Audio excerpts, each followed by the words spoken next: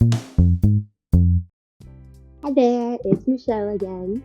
So, small update for my surrogacy journey. I just started my period last Thursday, and I do not have to take estrace this time around.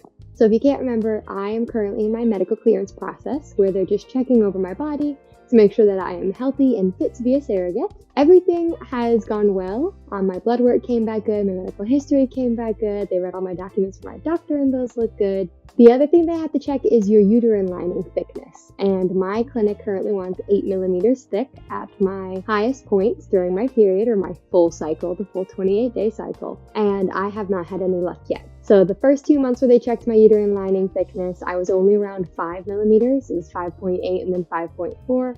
And both of those times they had me on estrace, which is an estradiol pill. It's a form of estrogen in pill form. So they had me take that twice daily for 21 days leading up to my uterine lining check date, and both times it was not high enough. I have taken estrace before during another surrogacy journey, so I knew what came along with it, including the headaches, the insomnia, the exhaustion despite the insomnia. So all of that went fine. The only thing that didn't help was the uterine lining thickness, which was a little disappointing. But last time when I was going through the medical clearance process, they had me take estrace for 1 month, and they noticed that it didn't help, so they took me off of it. And then the next month I did a natural cycle without medication, and that's when I passed medical clearance. This time they had me do 2 rounds of estrace, and both times it wasn't good enough, so this time we are going no estrace, fully natural, just see what my body can do, see if my uterine lining gets thicker. And so now I am in that 21-day period of waiting until I can go in and they can check my uterine lining thickness. I'm excited not to be on estrace this time. I feel normal, my hormones are balanced. It took a little while for me to get all of that extra estrogen out of my body. Both times that I took estrace, it ended up delaying my period by 3 weeks. So typically, I would go in on the 21st day, they would check my uterine lining thickness, and then a week later, on day 28, I should start my period. But I didn't. I would go a week and nothing would happen. I would go another week, nothing would happen. I'd go another week, nothing would happen. I would go another week and then finally start my period. It would take 4 weeks from the date of my uterine lining check to actually start my cycle. So that was a little frustrating having to wait on that, especially because I took the estrace the first time, failed the medical clearance, and then we waited for my period, which took an extra month, did the estrace for 21 days. It didn't work. So then we had to wait again for another period, which I just started last week.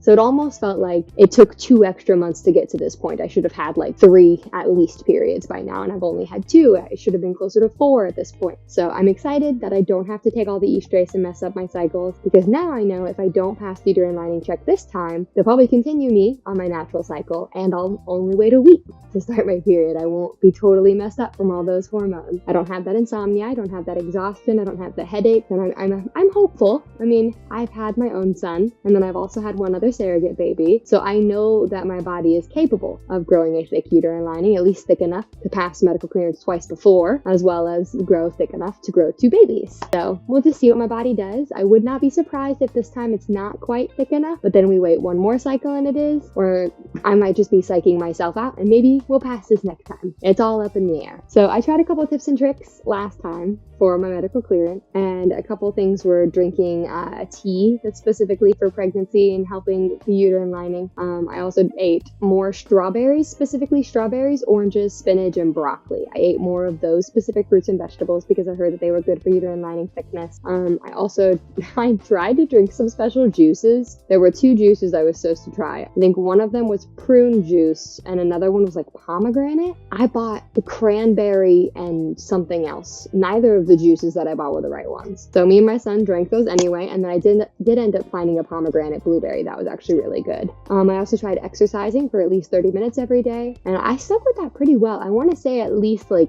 out of 7 days of the week I was hitting that exercise mark. I also work from home, sitting at my desk for 8 hours a day, sometimes more if I want to work some overtime, but I would set a timer on my phone to work for 45 minutes and then get up and walk around my house for 5 minutes, sometimes more. I'd give myself maybe 10 minutes, that way I could go to the bathroom, grab a snack, get some water, sit back down 45 minutes later, get back up again. After your embryo transfer, they recommend getting up. I know this specifically because a lot of the times after my embryo transfer, I would fly home either same day or last time I waited one day, but the first time I did my embryo transfer that stuck, I flew home that same day. We did the embryo transfer. I went straight back to the airport, got on a flight and went home. And my flight home was only 3.5 hours. My doctors told me about halfway through the flight that I should stand up, move my body, get my blood flowing, because your blood circulation is a huge part of your uterus. Your uterus needs that blood flow in order to build its uterine lining thickness. So if you're very stagnant and you're not moving a lot, that's another reason they recommend exercise, is it's not going to grow a very thick uterine lining. So especially during this so day 1 of your period is day 1 of your full 28-day cycle. During the period 1 through 5, it's not super huge on all of these things, all the foods, exercise and whatnot, but day 5 to 14 are those really important days for when you want to make sure that you're eating healthy, you want to make sure that you're exercising and stuff. So that's what I was trying to do, specifically for those 5 to 14 days. Basically, they wanted me to stand up halfway through to get my blood flow. That way my uterine lining thickness could stay thick, stay healthy for the baby, and keep everything sticking the way that it was supposed to, and it works. So grateful for that information. And this time around, I would love to keep drinking the tea. The tea was tasty. I also cut out caffeine last time. That was hard. I love a good cup of coffee. I worked at Starbucks for 5 years. One of my lowest points at Starbucks, I was drinking 12 shots of espresso per shift. I was not a surrogate at the time. I would never condone anybody else to try that. I was just tired a lot. I worked at 5 a.m., so those 12 shots really got me through the day.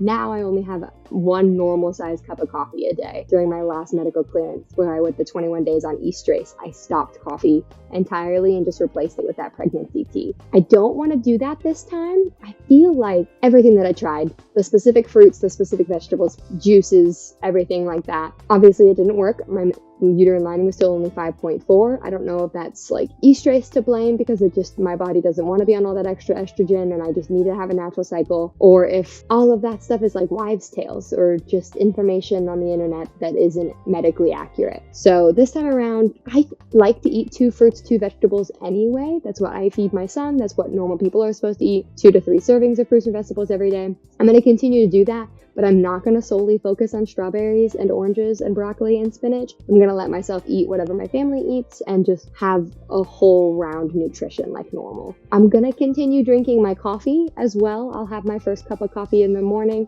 and then I'll have 1 glass of tea, probably mid-afternoon, and then another cup of tea before bed. So I'll still drink the tea. I want to continue exercising 30 minutes every day, maybe a little bit longer. I feel like if any of those things did help, it was probably the exercise. I see that a lot on the online forums, is that exercise was the biggest difference for most women. Once they added that to their regimen, it really helped their uterine lining thickness, and they would go from 4 millimeters to 8 millimeters in one cycle, which is bananas to me, because I'm really hoping I can pull that off, going from 5.4 millimeters to 8 millimeters. Right now, it's been a lot of waiting for my surrogacy journey to start. I know it goes much faster after this. Last time, my first time whenever I had a successful transfer, we did the medical clearance, and then it took 1 month to sign our contract. We passed it back and forth about 4 times, and then we signed the contract. And within 3 weeks, I was getting medication sent to my door. We were starting injections, and within the month of signing the contract, I was pregnant. I know it goes much faster after this medical clearance process, so I just gotta get there, and I know my body can do it. So right now, we're just staying positive, exercising, eating healthy, just living my normal life, because I know my body is capable of having a thick uterine lining and that I will get pregnant again. So while we continue to wait, I do have a big old tub of goodies here. Last video, I went over a couple of things that I had. A lot of them were for my medical clearance, like my actual shots, injections, and all of my medicine and stuff like that, as well as my pill organizers, my heating pad, and my headache wrap. So that was a lot of stuff that I use daily, especially in the first trimester. This whole tub is most likely, I haven't looked at it, we're going to go through it together, is most likely a lot of my maternity clothes that I was able to buy with my maternity clothing allowance. That was something I didn't know about when it came to surrogacy, is that there was going to be so many allowances that they gave you. My favorite one, obviously the maternity clothes allowance, because you're going to be pregnant, you're going to get bigger, you're going to need clothes to fit your new changing body. So getting that allowance at 13 weeks was the perfect time for me. Any earlier, I wouldn't have needed it. Any later, and I would have been stretching some pants out. So 13 weeks was right when it kind of went from uncomfortable bloating to more of a roundness to my clothes. And I like yoga pants, tighter things. My jeans have no give to them. So any amount of extra bloat in my jeans were not buttoning. So getting into 13 weeks was perfect. I believe it was around $700 for maternity clothes, which is an insane amount when it comes to how much I probably spent on me and my own son. I got a lot of secondhand stuff, a lot of thrift store finds. So this time it was nice because I was able to use that money so that I could stay comfortable and cute throughout the surrogacy journey. So I was sending photos to my family every week, showing them the size of my bum, sending them photos of me at the doctor's office, sending them videos of the baby kicking. So to be like comfortable and confident in those photos with my new cute maternity clothes felt awesome. So I got a whole tub full here. I think there's also some postpartum stuff in here. That was another good thing that I was able to use some of the money on, was stuff that I knew I was going to need postpartum. And this is everything that I've decided to keep because I know that I'm going to continue doing my surrogacy journeys, as I'm on my second one right now. I knew this was on top. This donut pillow was a lifesaver both at the hospital and at home. It has this indentation here. I think I mostly sat on it this way because it has the longer hole here. I could turn it sideways and have it a little bit wider, but I think I preferred to sit on it like this. I'm gonna sit on it right now. Double check my memory. I haven't had it or had to use it since June of 2023. Oh no, I was fibbing. It is the other way around. The indentions definitely go forward facing. Oh yeah, that's nice. It's wider for my big old hips. So this was perfect after I had a baby, and I had both my babies vaginally. So this was the perfect little donut pillow, especially in the hospital. That first 24 hours, this was a huge lifesaver for me. I never sat on the bed without it. And then bringing it home, it sat perfect on my couch, on my bed, in my desk chair, everywhere. It's very versatile, very yuzu.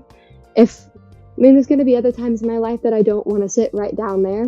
Maybe anything else happening downstairs. So this is super good to keep even when I'm not pregnant. Of course, I have my belly wraps. I didn't love this one. I might actually be getting a different one. This one had 3 different adjustable straps. And I think having 3 was just really overwhelming because I felt like if I wasn't using all 3, then I wasn't putting it to good use, which is silly. I could definitely just use the broadest one. I do like that it was the color black because I didn't love the other options it had. This is not the biggest one. This is. Okay, yeah, I do remember using just the biggest one. It's very easy to use. It's just a giant wrap, essentially. Came around here like this, and then it also had this extra strap that could come around and also hold extra down here. For me, a lot of mine was just like extra flubby skin right here. Mine also has these built-in like posture bars. It's very like tight right here. These are actual bars that are in here to help keep my back straight so I'm not slouching. It keeps me straight up and down the whole time. This actually is great support. I could use this. You know when people do like really heavy weightlifting and they have those like bands that they have on them to keep their spinal structure in good shape? I feel like this is very similar to that. No, I lied. I'll keep this one. I don't think this extra bar is necessary because I already have so much support. I can't imagine that this would help more. I'll keep it just in case, and then if I decide to gift it after, then I'll have all 3 pieces for whenever the next person needs it. I do remember using the biggest one for at least 3 weeks, I want to say, just because it can be uncomfortable with how much of your skin kind of hangs after being pregnant. Look at my post belly wrap. God, there's so many pairs of socks in here, which makes sense. A big thing that I struggled with during my pregnancies was my ankles swelling near the end of my pregnancy. A lot of women struggle with that, so it's not uncommon. I didn't have preeclampsia or anything crazy, just some normal swelling that comes with carrying all that extra weight. And so this time I really invested in compression socks. These go right up to right below my knee, and this helps compress all of my foot, my ankle, my shin, my calf, all of that to keep my blood flowing and keep it all from pooling down there and causing that swelling. I gotta say, I've gotta have like 10 pairs of socks in here. The pink is my favorite color, so I'm not surprised by the striped ones. This was my pregnancy belly wrap. This is the one that I used during my 3rd trimester. It's much different shaped because this part goes in the front. As you can see, it's round. So I used this for all of my extra weight that I was carrying, and I would put it like right under my belly to help hold it up. Oh, I'm gonna use the heck out of this next time. I absolutely love this belly wrap. This was huge for me, especially during my shopping trips. We'd have to go grocery shopping, and every single time we would go grocery shopping, I would have this with me, because when we grocery shop, it takes like 45 minutes to an hour, because we grocery shop once a week and we have to gather a lot. Hy-Vee is huge, so this really saved my life while I was doing that. I've got a ton of tank tops. I've got a ton of, oh, this was a really cute set. This was my pajama set. I had a pink pair of pajamas, pink, again, favorite color. I had a lot of it's a whole 3-pack.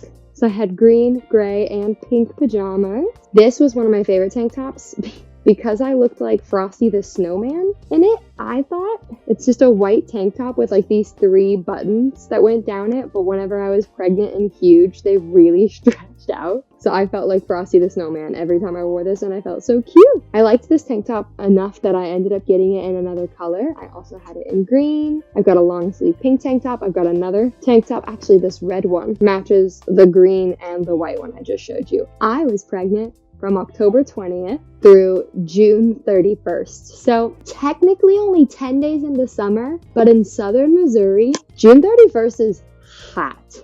And what we do for my son is we do 2 seasons of basketball for indoor during fall and winter, and then 2 seasons of baseball during spring and summer. Summer baseball had just started, and it was 95 and higher with a high humidity every day. So I had a lot of pregnancy tank tops, which I adored. They were everything to me, even this one. Now I have this green shirt in both green and pink because it was so cute. Oh my gosh. More compression socks. Here's another 5 pairs. Absolutely love my compression socks. I think my 3rd trimester, I was wearing them every single day, morning, noon, and night. And they weren't too tight. They weren't uncomfortable. My pregnancy shorts, these ones are technically postpartum shorts, because they were just a couple sizes too big for me. And I will keep these and wear them again postpartum.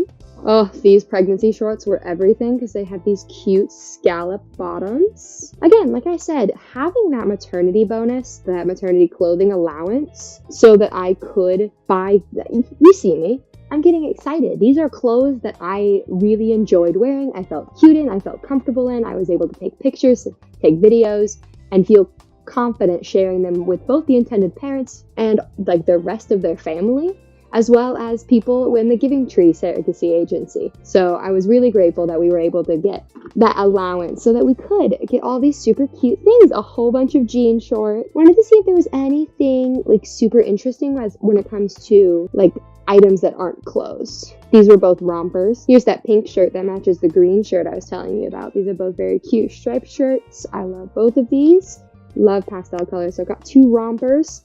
This dress was so stinking cute. I wore this to brunch all the time. It looks skin tight, which it's supposed to be tight form fitting, but as you can see, it's got these like ruches down the sides that allow for that extra belly bump, and it was stunning. This with a pair of my black compression socks and a black cardigan. I felt unstoppable even if I was an extra 50 pounds. I think both pregnancies, I typically weigh around 125, 130 when I'm not pregnant, and then during both pregnancies I went up to 160. So I'm gaining over 40 pounds both times. Both baby weight, the water weight, everything that comes with it. So having cute clothes to wear when you're 40 pounds heavier and round as a basketball really makes that much of a difference. That is actually everything. All of my shorts, all of my cute t-shirts, my belly bands. This was another cute romper. Technically overalls. These ones have the clasps on them. Again, I wore these every single day. These were gigantic and they had 3 different buttons on the side so that I could adjust it either like first trimester, second trimester, third trimester if you wanted to go that broad. I think I typically just sat on the widest one. Let's see what the other side was. Oh, middle, right there in the second button. But even then, it has a lot of stretch, a lot of give. This isn't tight denim. So absolutely adored these overalls. I cannot wait to wear all of this again. I'm sure I might need more winter clothes. From the looks of it, I only had 1 pair of pregnancy pants. So if everything goes well at my next medical clearance check for my uterine lining, which will be probably the second week of April or third week of April, right in between there. If that goes well, I'll pass medical clearance. So we're looking at like end of April, pass medical clearance. So May we'll sign the contract. June we'll start medication. I would get pregnant around July, which is actually when I got pregnant with my son. So if I get pregnant in July, then I would have the baby come April. So I'm looking at like mid-winter time is when I'm going to be hitting like my second and third trimester when it's pretty chilly out. And I'm going to need some more pants. This is where that maternity clothing allowance would come in handy again. Despite having all of this saved for my last time, I don't have a lot of winter wear. So definitely necessary if I end up having a winter pregnancy like I'm hoping to. Fingers crossed everything goes well. My next medical clear. For now, that's all I've got to share with you. I'll see you next time.